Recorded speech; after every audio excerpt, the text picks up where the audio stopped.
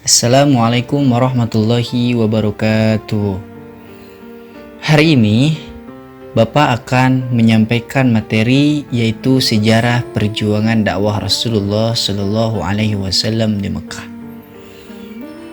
Sebelum kita membahas materinya, alangkah baiknya kita membaca basmalah bersama-sama agar semoga dipermudah dan diberikan kelancaran dalam memahami materi hari ini. Bismillahirrahmanirrahim. Tahukah kalian bahwa agama Islam adalah agama dengan pemeluk terbesar sedunia, bahkan termasuk Indonesia. Di Indonesia merupakan penduduk Islam, pemeluk Islam terbanyak sedunia.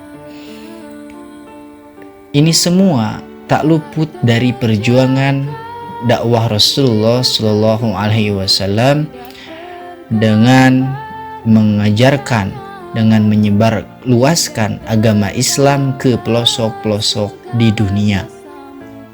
Tentu kemunculan awalnya Islam sangat benar-benar ditentang, sangat benar-benar tak asing sekali, diasingkan bahkan.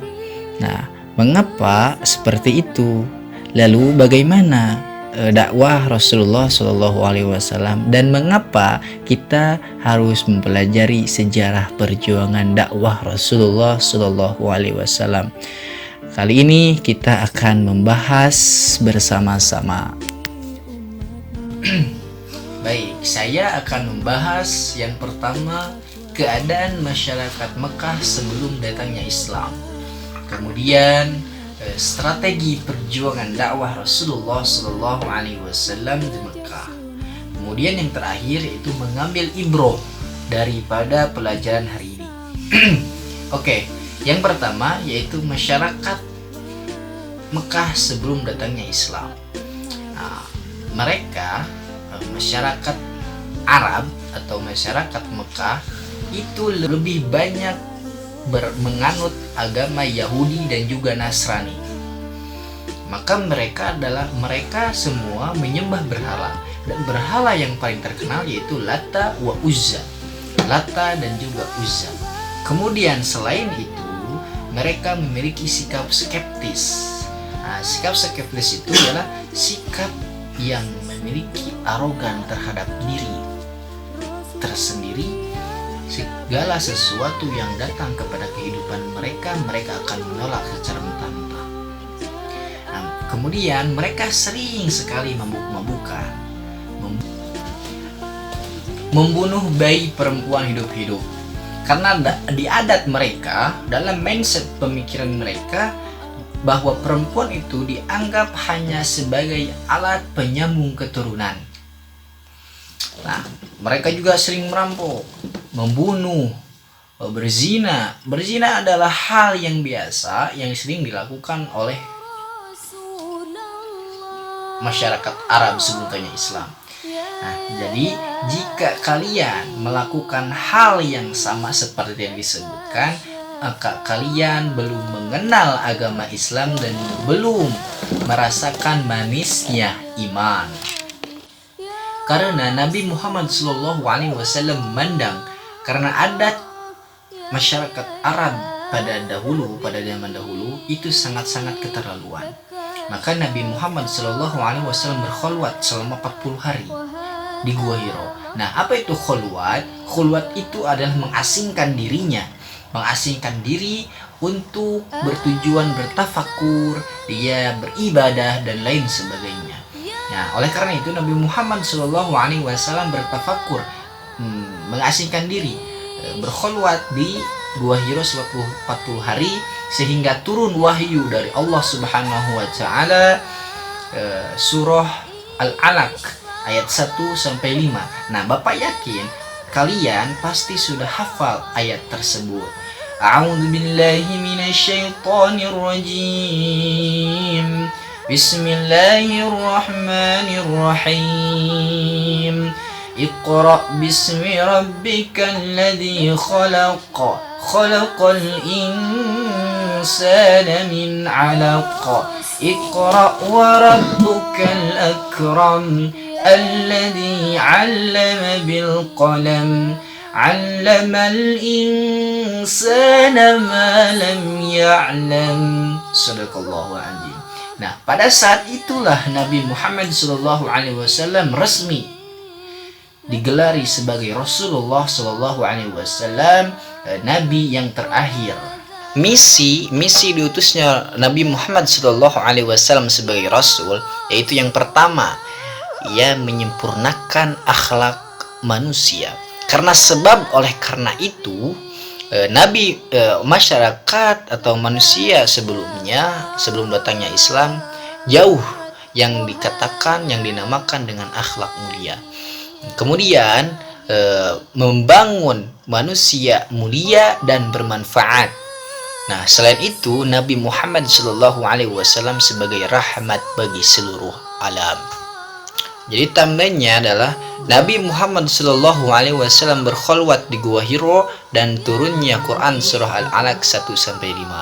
Kemudian Nabi Muhammad SAW berdakwah kepada as-sabiqun al-awwalun. Nah, ada as-sabiqun al-awwalun. As-sabiqun al-awwalun itu adalah orang yang pertama kali memeluk Islam. Kemudian Nabi Muhammad SAW berdakwah secara sembunyi-sembunyi.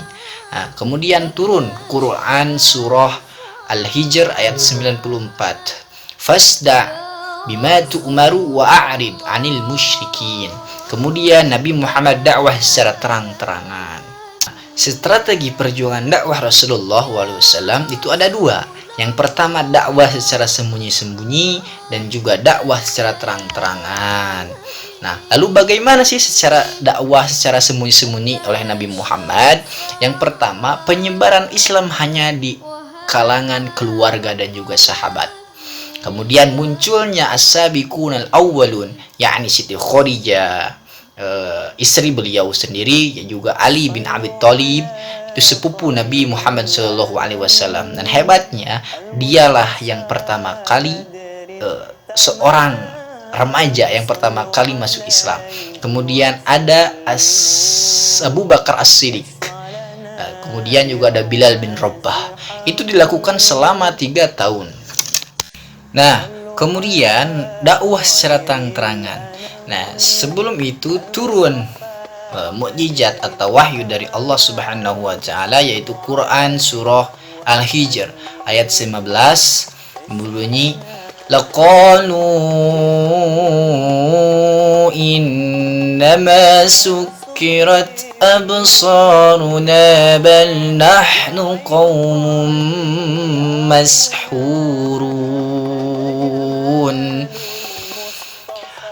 Disitulah Nabi Muhammad untuk berdakwah secara terang-terangan. Nah, setelah itu dakwah dilakukan, disampaikan pada semua masyarakat.